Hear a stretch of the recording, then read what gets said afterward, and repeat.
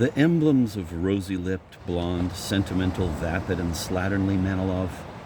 There is a suggestion of mannerism in his name and of tuman, which means mist, besides the word manil, a verb expressing the idea of dreamy attraction, are that greasy green scum on the pond among the maudlin charms of an English garden, with its trimmed shrubs and blue pillared pavilion, temple of solitary meditation, the pseudo-classical names which he gives to his children, that book permanently lying in his study and open permanently at the 14th page, not 15th, which might have implied some kind of decimal method in reading, and not 13th, which would have been the devil's dozen of pages, but 14th, an insipid, pinkish, blonde numeral with as little personality as Manilov himself.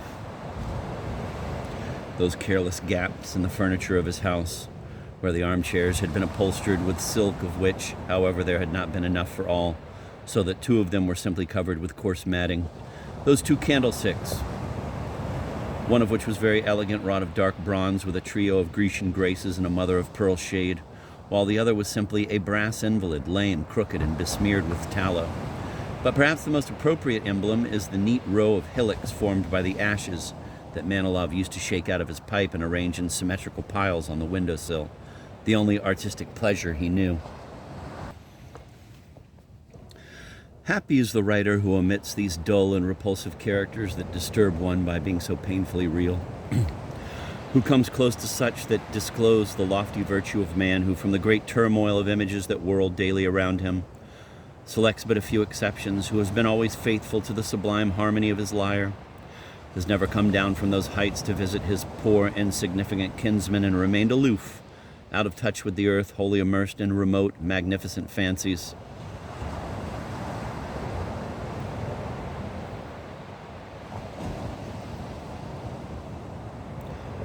Aye, doubly enviable is his admirable lot. Those visions are a home and a family to him, and at the same time the thunder of his fame rolls far and wide. The delicious mist of the incense he burns dims human eyes. The miracle of his flattery masks all the sorrows of life and depicts only the goodness of man. Applauding crowds come streaming in his wake to rush behind his triumphal chariot. He is called a great universal poet, soaring high above all other geniuses of the world, even as an eagle soars above other high-flying creatures. The mere sound of his name sends a thrill through ardent young hearts. All eyes greet him with radiance, the radiance of responsive tears. He has no equal in might. He is God. But a different lot and another fate await the writer who has dared to evoke all such things that are constantly before one's eyes, but which idle eyes do not see. The shocking morass of trifles that has tied up our lives, and the essence of cold, crumbling, humdrum characters with whom our earthly way, now bitter, now dull, fairly swarms, has dared to make them prominently and brightly visible to the eyes of all men by means of the vigorous strength of his pitiless chisel. Not for him will be the applause, no grateful tears will he see, no souls will he excite with unanimous admiration. Not to him will the girl of 16 come flying, her head all a-whirl with heroic fervor. Not for him will be that sweet enchantment when a poet hears nothing but the harmonies he has engendered himself. And finally, he will not escape the judgment of his time, the judgment of hypocritical and unfeeling contemporaries who will accuse the creatures his mind has bred of being base and worthless. Will allot a contemptible nook for him in the gallery of those authors who insult mankind, will ascribe to him the morals of his own characters, and will deny him everything, heart, soul, and the divine flame of talent. For the judgment of his time does not admit that the lenses through which suns may be surveyed are as marvelous as those that disclose the movement of otherwise imperceptible insects. For the judgment of his time does not admit that a man requires a good deal of spiritual depth in order to be able to throw light upon an image supplied by base life and to turn it into an exquisite masterpiece. Nor does the judgment of his time admit that lofty, ecstatic laughter is quite worthy of taking its place beside the loftiest lyrical gust, and that it has nothing in common with the faces a mountebank makes. The judgment of his time does not admit this, and will twist everything into reproof and abuse directed against the unrecognized writer. Deprived of assistance, response, and sympathy, he will remain like some homeless traveler alone on the road. Grim will be his career, and bitterly he will realize his utter loneliness.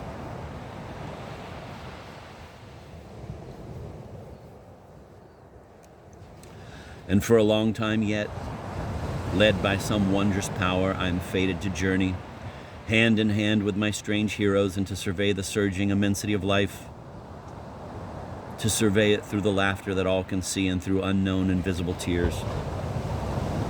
And still far away is that time when, with a gushing force of a different origin, the formidable blizzard of inspiration will rise from my austere and blazing brow, and, in a sacred tremor, humans will hearken to the sublime thunder of a different speech.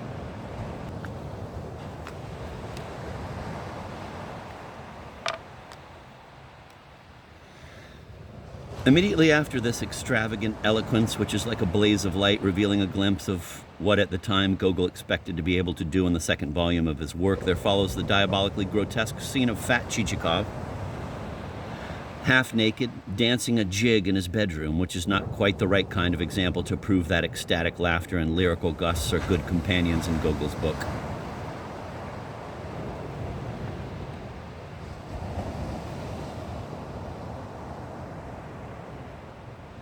In fact, Gogol deceived himself if he thought he could laugh that way, nor are the lyrical outbursts really parts of the solid pattern of the book. They are rather those natural interspaces without which the pattern would not be what it is. Gogol indulges in the pleasure of being blown off his feet by the gale that comes from some other clime of his world, the Alpine Italianate part. Just as in The Government Inspector, the modulated cry of the invisible rainsman, "Hey, my winged ones," brought in a whiff of summer night air, a sense of remoteness and romance, an invitation au voyage.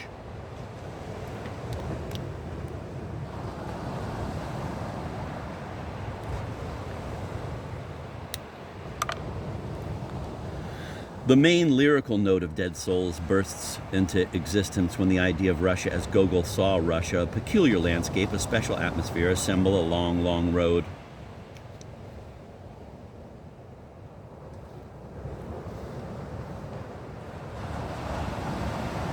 Looms in all its strange loveliness through the tremendous dream of the book.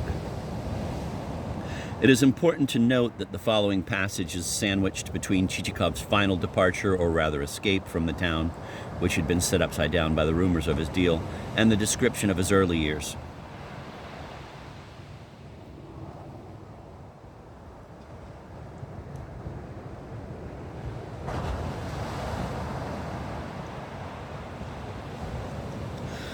Meanwhile, the Britska had turned into emptier streets, soon only fences. A Russian fence is a blind gray affair, more or less evenly serrated on top and resembling in this the distant line of a Russian fir wood.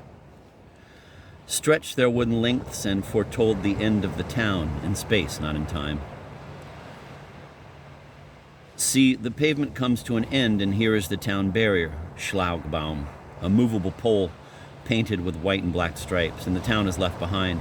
And there's nothing around, and we are again travelers on the road, and again on both sides of the highway there comes an endless succession of mileposts, post station officials, wells, burdened carts, drab hamlets with samovars, peasant women, and some bearded innkeeper who briskly pops out with a helping of oats in his hand, a tramp in worn shoes made of bast, trudging a distance of 800 versts.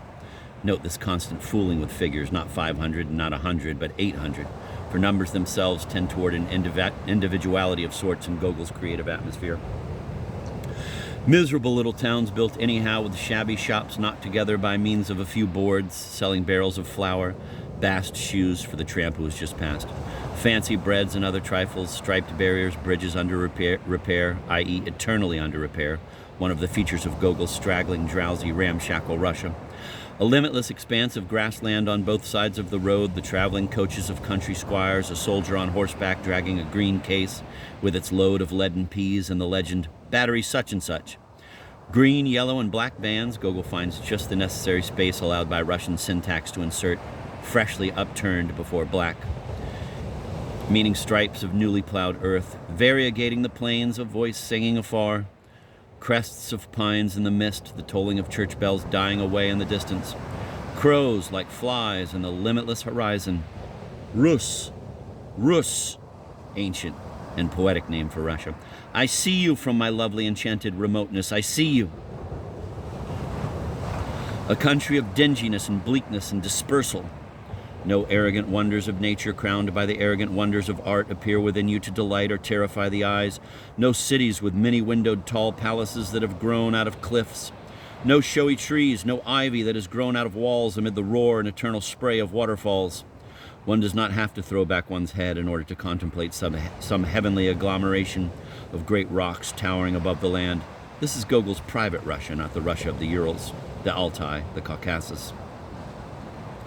There are none of those dark archways with that tangle of vine, ivy, and incalculable millions of roses, successive vistas through which one can suddenly glimpse afar the immortal outline of radiant mountains that leap into limpid, silvery skies.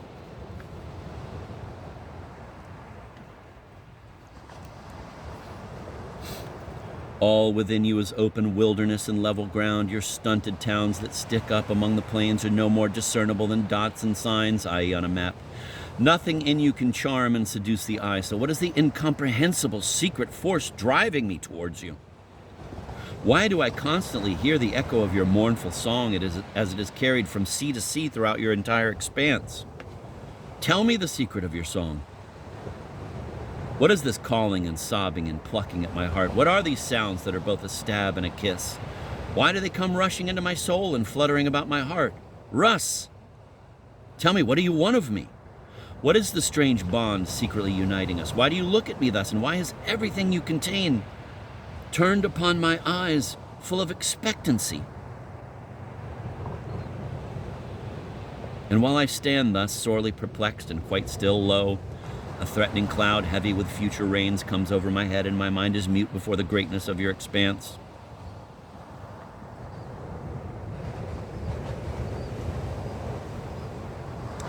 What does this unlimited space portend? And since you are without end yourself, is it not within you that a boundless thought will be born? And if a giant comes, will it not happen there where there is room enough for the mightiest limbs and the mightiest stride? Your gigantic expanse grimly surrounds me, and with a dreadful vividness is reflected in my depths. A supernatural power makes my eyes bright. Oh, what a shining, splendid remoteness unknown to the world. Russ!